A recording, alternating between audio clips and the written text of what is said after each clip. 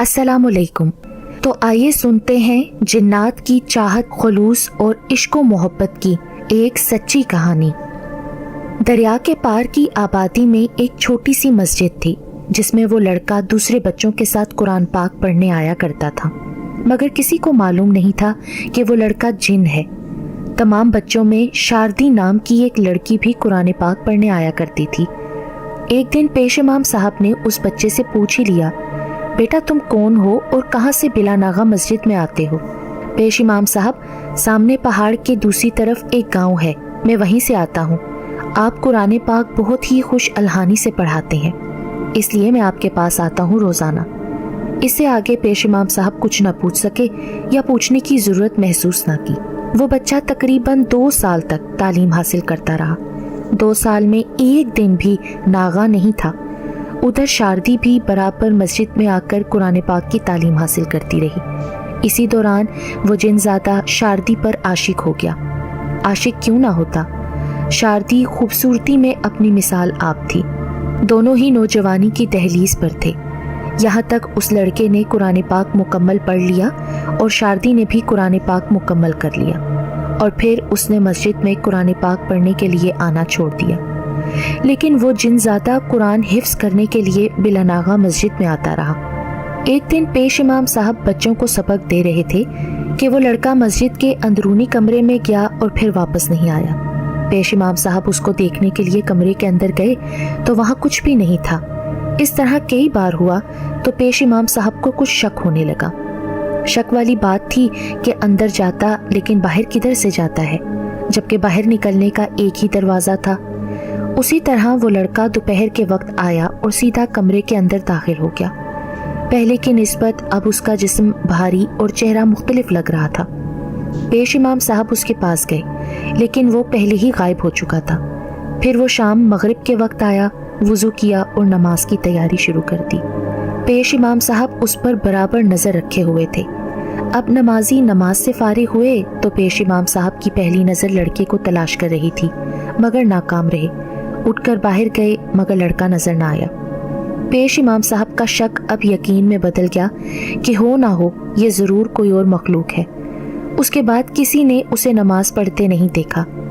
फिर वो लड़का पेश इमाम साहब को कोई 1 माह तक नजर नहीं आया। उधर शारदी अपने घर में जवानी की मंजिलें तय करती हुई तकरीबन उम्र के 70वें साल को पहुंच गई थी। एक रोज शारदी अपनी बकरियां लेकर करीबी पहाड़ पर गई तो उसे वहां वही लड़का मिला जो मस्जिद में कुरान पाक पढ़ा करता था। उसे देखकर शारदी घबरा गई। वो नौजवान उसकी तरफ आ रहा था। अब वहां से शारदी अपनी बकरियां लेकर दूसरी तरफ चली गई। वहां भी वो आ गया। शारदी ने फिर अपनी बकरियां गांव की तरफ मोड़ ली तो यकदम बारिश शुरू हो गई और तेज आंधी चलना शुरू हो गई। शारदी की बकरियां शारदी से जुदा हो गईं। फिर वो लड़का शारदी के करीब आकर बोला, शारदी क्यों परेशान हो? शारदी बोली, मेरी बकरियां तेज आंधी में मालूम नहीं किधर चली गई हैं, ऊपर से शाम भी होने वाली है। ये सुनकर लड़का बोला, शारदी मेरे साथ आओ, हम दोनों मिलकर तुम्हारी बकरियां तलाश करते हैं। तो शारदी ना चाहते हुए भी उस लड़के के साथ चल पड़ी। अचानक शारदी क्या देखती है कि वो एक खूबसूरत जगह पर है और उसकी बकरियां भी वहां मौजूद हैं। ना कोई आंधी है ना कोई बारिश है। शारदी कहने लगी, शाम होने वाली है, मैं बकरियां लेकर घर जाती हूँ। जब वो वहां से निकलने लगी तो फिर तेज हवा चलने लगी, जिसकी वजह से उसने अपनी आंखों पर हाथ रख लिए। फिर हवा थम गई और जब शारदी ने आंखें खोली तो देखा कि वो अपने घर के दरवाजे के करीब थी। शारदी ने घर में बकरियां बांधकर खाना वगैरह खाया और अपने कमरे में चली गई तो कमरे में अजीब दूधिया रोशनी फैली हुई थी, इस तरह जैसे ट्यूबलाइट जल रही हो। ये देखकर शारदी ने घबराकर अपनी माँ को आवाज दी, अम्मी जान, मेरे कमरे में रोशनी कहाँ से आ रही है? माँ कहने लगी, रोशनी? तुम क्या कह रही हो? जब उसकी माँ शारदी के कमरे में आई तो वो रोशनी गायब थी। शारदी, तुम्हें क्या हो गया है? किधर है रोशनी? बल्कि यहाँ तो चिराग जल रहा है जो रोजाना जलता है। फिर शारदी कुछ घबराने लगी कि कुछ बात जरूर है। फिर काफी दिन गुजर गए। शारदी बकरियां लेकर जाती और वो लड़का बिला नागा शारदी से मिलता रहा। एक दिन शारदी अपनी बकरियां लेकर घर की तरफ आ रही थी कि बारिश जोरों की होने लगी। तमाम बकरियां बारिश से भीग गईं, मगर शारदी के कपड़े बिल्कुल भी नहीं भीगे। اب شاردی گھر میں داخل ہوئی تو یہ دیکھ کر حیران و پریشان رہ گئی کہ اس کے کپڑے تو خشک ہیں، آخر اس کی کیا وجہ ہے؟ کسی سے شاردی نے اس بات کا اظہار نہیں کیا۔ جب کمرے میں گئی تو معمول کے مطابق دودھیا روشنی تھی، اور آج تو شاردی کے کمرے میں بہت عمدہ قسم کی خوشبو بھی آ رہی تھی۔ جب اس نے ایک کونے میں نظر دوڑائی تو لکڑی کے ٹیبل پر بہترین مزیدار گرم گرم کھانا پڑا ہوا تھا۔ یہ دیکھ کر فوراً ماں کے کمرے میں شاردی گئی اور ماں سے کہنے لگی، امی جان، میرے کمرے میں گرم گرم کھانا کس نے رکھا ہے؟ ماں بولی، میں ابھی تھوڑی دیر پہلے تمہارے کمرے سے آئی ہوں، وہاں تو کوئی ایسی بات نہیں تھی۔ جب شاردی کے ماں باپ کمرے میں کھانا دیکھنے کی غرض سے گئے تو وہاں کچھ بھی نہیں تھا، لہٰذا شاردی کی ماں سے باپ بولا اب شاردی کی شادی کر دینی چاہیے۔ شاردی اپنے ماں باپ کی اکلوتی اولاد تھی، ماں باپ کی آنکھوں کا تارا تھی۔ ماں بولنے لگی، ارے اتنی بھی کیا جلدی ہے، ابھی ہماری بچی کی عمر ہی کیا ہے؟ میں اس بات سے اتفاق نہیں کرتی کہ اتنی جلدی اپنی بیٹی پر ذمہ داریوں کے پہاڑ کو اس کے سر پر لاد دوں۔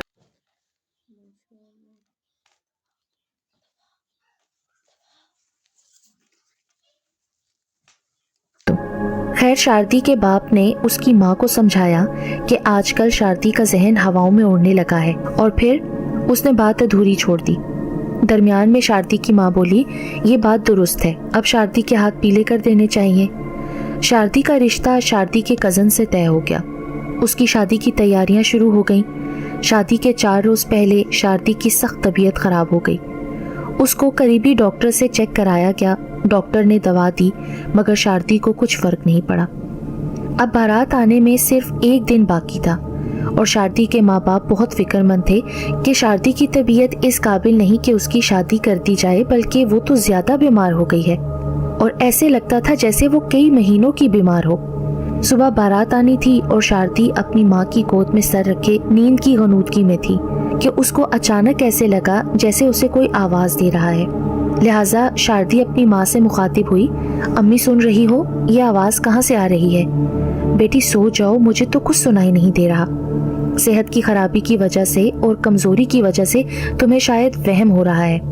شام کے وقت شاردی اپنی ماں سے بولی، امی 1 گلاس پانی پلاؤ۔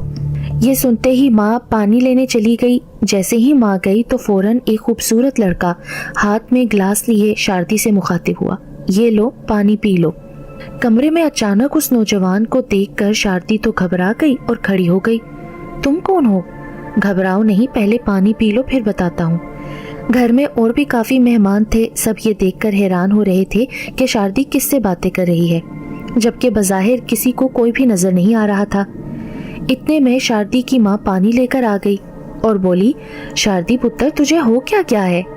ماں یہ کون ہے؟ اسے کہو یہاں سے چلا جائے، مجھے اس سے ڈر لگ رہا ہے۔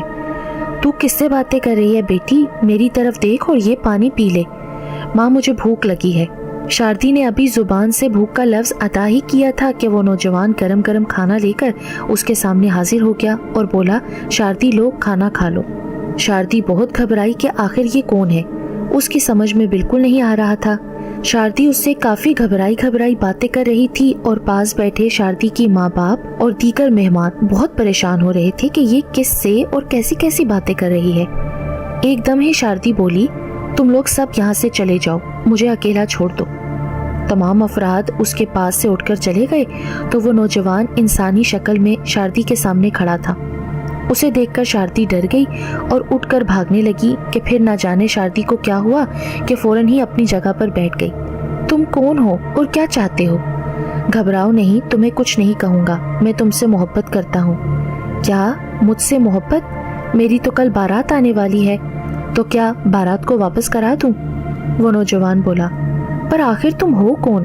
تم نے مجھے پہچانا نہیں؟ میں وہی اجنبی نوجوان ہوں جو تمہارے ساتھ مسجد میں قرآن پاک پڑھنے آیا کرتا تھا۔ تم مجھے سب سے زیادہ اچھی لگتی تھی اور اسی وقت سے میں تم سے محبت کرتا ہوں۔ تمہارے کمرے میں خوشبو بھی میں نے پھیلائی تھی، تمہارے کمرے میں گرم گرم کھانا بھی میں نے ہی رکھا تھا۔ نوجوان کی باتیں سن کر شاردی گم سم سوچوں میں ڈوب گئی۔ کیا سوچ رہی ہو شاردی؟ میں سوچ رہی ہوں کہ اب میری شادی بھلا تم سے کیسے ہو سکتی ہے؟ اب اس وقت شاردی بالکل تندرست، توانا اور پرسکون تھی، جیسے اسے کوئی بیماری نہ ہو۔ یہ سب کچھ اس جن لڑکے کا کیا کرایا تھا۔ اتنے میں فجر کی اذان کا وقت ہو گیا اور وہ شاردی سے اگلی ملاقات کا کہہ کر غائب ہو گیا۔ وہ بہت حیران تھی کہ یہ سب کچھ کیا ہو رہا ہے۔ اس نے اپنی ماں کو آواز دی۔ ماں نے آتے ہی شاردی سے پوچھا کہ تم کس سے باتیں کر رہی تھی؟ پھر اس نے اپنی ماں سے سب کچھ صاف صاف بیان کر دیا کہ معلوم نہیں وہ کون نوجوان ہے، مجھے تو وہ کوئی اور ہی مخلوق لگتا ہے۔ کہہ رہا تھا کہ میں تم سے محبت کرتا ہوں اور تم سے شادی کرنا چاہتا ہوں۔ شاردی کی ماں یہ سن کر بہت فکر مند اور پریشان ہو گئی، اور اب آہستہ آہستہ صبح کا اجالا ہر سو پھیل چکا تھا۔ گھر کے دیگر افراد نیند سے بیدار ہو گئے، گھر میں گہما گہمی نظر آ رہی تھی اور آہستہ آہستہ وقت گزرتا رہا۔ پھر وہ وقت آ پہنچا۔ 1 گھنٹے بعد بارات آ گئی۔ قاضی صاحب کو بلایا گیا۔ قاضی صاحب اپنی جگہ پر آ کر بیٹھ گئے تو چند لوگ اس پالکی کی طرف بڑھے جس میں دولہا موجود تھا، مگر یہ کیا، پالکی تو خالی پڑی تھی، یعنی پالکی میں دولہا موجود نہیں تھا۔ سارے باراتی اور گاؤں والے حیران اور پریشان تھے کہ دولہا کہاں چلا گیا۔ چپا چپا چھان مارا گیا مگر دولہا غائب تھا۔ جب یہ خبر شاردی کو ملی تو وہ گھبرانے لگی اور سمجھ گئی کہ یہ سب کچھ اسی جن لڑکے کا کیا دھرا ہے۔ ادھر تمام کھانا جو باراتیوں کے لیے پکایا گیا تھا وہ سب کا سب دیگ سے غائب ہو چکا تھا۔ اب مزید حیرانی بڑھ گئی۔ لوگ سہمے ہوئے تھے اور پھر اس تگ و دو میں شام ہو گئی۔ دولہا نہ ملا تو بارات والے مایوس اور پریشان ہو کر واپس اپنے گاؤں چلے گئے۔ جب ساری باراتی اور گھر والے روتے پیٹتے گھر میں داخل ہوئے تو دیکھا کہ دولہا میاں اپنے گھر میں سوئے ہوئے تھے، اور یہ دیکھ کر سب کے سب گھبرا گئے۔ پھر جب اس سے پوچھا گیا کہ تم کہاں تھے اور یہاں کیسے پہنچ گئے؟ تم نے تو ہماری ناک کٹوا دی، ہماری بہت بے عزتی کروائی، اور اگر یہ شادی تمہیں منظور نہ تھی تو پہلے بتا دیتے۔ دولہا اب ہوش میں آ چکا تھا۔ اس نے بتایا کہ مجھے تو خود معلوم نہیں کہ میں کہاں ہوں، مجھے صرف اتنا یاد ہے کہ کسی نے مجھے بہت آرام سے اٹھا کر یہاں لا کر چھوڑ دیا، اور پھر غائبانہ آواز سنی تھی میں نے کہ اس لڑکی سے اگر تم نے شادی کی تو تمہیں جان سے مار دیا جائے گا، وہ صرف میری ہے۔ پھر اس کے بعد مجھے کچھ ہوش نہیں رہا، اور ابھی جب آپ لوگ آئے ہیں تو مجھے ہوش واپس آیا۔ ادھر شاردی کے گھر والے بہت پریشان تھے کہ یہ سب کچھ ہمارے ساتھ کیا ہو رہا ہے۔ جب بارات واپس چلی گئی تو وہ جن لڑکا انسانی شکل میں شاردی کے کمرے میں آیا اور مبارکباد دی۔ اب تم بے فکر ہو جاؤ، میں تم سے شادی کے لیے تیار ہوں۔ اب شاردی کا ڈر اور خوف اس نوجوان سے نکل چکا تھا۔ اس نے سوچا کہ اب اس کے ساتھ نرمی برتی جائے تو ٹھیک رہے گا۔ شاردی نے اس سے محبت سے پوچھا، تم کون ہو؟ تمہارا گھر کہاں ہے؟ تمہارے ماں باپ کہاں ہیں؟ دراصل وہ سمجھ گئی تھی کہ اس کا تعلق قوم جنات سے ہے، اس لیے اس سے طریقے اور اخلاق سے بات کرنی چاہیے، ورنہ وہ جن کچھ بھی کر سکتا ہے۔ شاردی نے اپنی عقل مندی سے اس سے سب کچھ معلوم کرنے کی کوشش کی۔ وہ جب بھی شاردی سے ملتا تھا، شاردی ایک بات ضرور نوٹ کرتی تھی کہ اس کی آنکھوں میں ایک عجیب قسم کی چمک رہتی ہے۔ اس طرح شاردی نے اس سے کافی سوالات پوچھے۔ ایک دن شاردی کا باپ کمرے میں آیا تو وہ لڑکا فوراً غائب ہو گیا۔ وہ اس وقت اس سے باتیں ہی کر رہی تھی۔ بیٹی تم کس سے باتیں کر رہی ہو؟ ابا میں اس لڑکے سے باتیں کر رہی ہوں، کیا آپ کو نظر نہیں آ رہا؟ کدھر بیٹا؟ مجھے تو نظر نہیں آ رہا۔ ابا جی یہ کھڑا ہے۔ بیٹی پر مجھے کوئی نظر نہیں آ رہا۔ خیر چھوڑو، تمہاری باتیں میری سمجھ سے باہر ہیں، چلو تمہیں تمہاری ماں بلا رہی ہے۔ اتنے میں شاردی کی ماں بھی کمرے میں آ گئی۔ باپ بولنے لگا، مجھے لگتا ہے کہ ہماری بیٹی پاگل ہو گئی ہے۔ یہ سن کر ماں آنسو بہانے لگی اور ہاتھ اٹھا کر اللہ سے دعا کرنے لگی، یا اللہ میری بچی کو ٹھیک کر دے۔ اتنے میں وہ جن لڑکا پھر آنے کا کہہ کر اس جگہ سے غائب ہو گیا۔ شاردی نے اپنے ماں باپ، خالہ، ماموں اور دیگر لوگوں سے تفصیل سے بات کی کہ ایک لڑکا ہے پر معلوم نہیں کہ کون ہے، مجھ سے شادی کرنا چاہتا ہے۔ میرا یقین ہے کہ وہ کوئی جن ہے جو مجھ پر عاشق ہو گیا ہے۔ مجھے ڈر لگ رہا ہے کہ وہ مجھے یا میرے گھر والوں کو کوئی نقصان نہ پہنچا بیٹھے۔ یہ سن کر شاردی کے ماموں بولے، اب اگر وہ آئے تو اس سے کہنا میرے ماموں سے پہلے مل لو۔ خیر رات کا اندھیرا پھیلتے ہی لڑکا دوبارہ آ گیا۔ شاردی اچانک اٹھ کھڑی ہوئی اور بولی، اگر تم مجھ سے شادی کرنا چاہتے ہو تو تمہیں سب سے پہلے میرے ماموں سے ملنا ہوگا۔ یہ سن کر وہ بولا، ٹھیک ہے۔ پھر اس نے اپنے ماموں کو آواز دی تو اس کے ماموں آ گئے۔ وہ لڑکا کمرے میں انسانی شکل میں موجود تھا۔ تم شاردی سے شادی کرنا چاہتے ہو؟ جی، میں شاردی سے محبت کرتا ہوں، بلکہ عشق کرتا ہوں، شاردی کے لیے کچھ بھی کر سکتا ہوں۔ ٹھیک ہے، اگر تم شاردی سے واقعی محبت کرتے ہو اور شادی کے خواہش مند ہو تو اس کا ثبوت دینا ہوگا۔ اس کے لیے ہماری ایک شرط ہے، اگر تم کو ہماری شرط منظور ہے تو ٹھیک ہے، ورنہ تم دوبارہ شاردی سے شادی کی ضد نہیں کرو گے اور نہ ہی تم اسے تنگ کرو گے۔ مجھے ایک نہیں آپ کی ہر شرط منظور ہے، آپ اپنی شرط بتائیں۔ جن زادے کی ہمت و حوصلے کو دیکھتے ہوئے ماموں بولے، تم ایک رات میں میری بھانجی کے لیے ایک خوبصورت قلعہ تعمیر کرو گے۔ اگر تم آذان فجر سے پہلے پہلے قلعہ تعمیر نہ کر سکے تو دوبارہ شاردی سے شادی کی ضد نہیں کرو گے اور شرط ہار جاؤ گے۔ مجھے آپ کی یہ شرط منظور ہے۔ اگر میں یہ شرط ہار گیا تو میرا وعدہ ہے کہ میں شاردی سے بالکل رابطہ نہیں رکھوں گا، بلکہ اس کی دنیا سے بہت دور چلا جاؤں گا۔ شاردی کے ماموں سے یہ الفاظ کہہ کر وہ غائب ہو گیا۔ شاردی نے گھبرائے ہوئے لہجے میں اپنے ماموں سے مخاطب ہو کر کہا، اگر یہ شرط جیت گیا تو پھر آپ کو اپنی شرط ماننی پڑے گی، پھر کیا ہوگا؟ شاردی کا ماموں بہت سمجھدار اور عقل مند تھا۔ اس نے کہا، تم بے فکر رہو، میں جانوں اور میرا کام، اللہ تعالیٰ کوئی نہ کوئی صورت ضرور نکالے گا۔ جب رات کا اندھیرا ہر سو مسلط ہو گیا، رات کے 8 بج چکے تھے اور قلعے کی تعمیر کا کام شروع ہو چکا تھا۔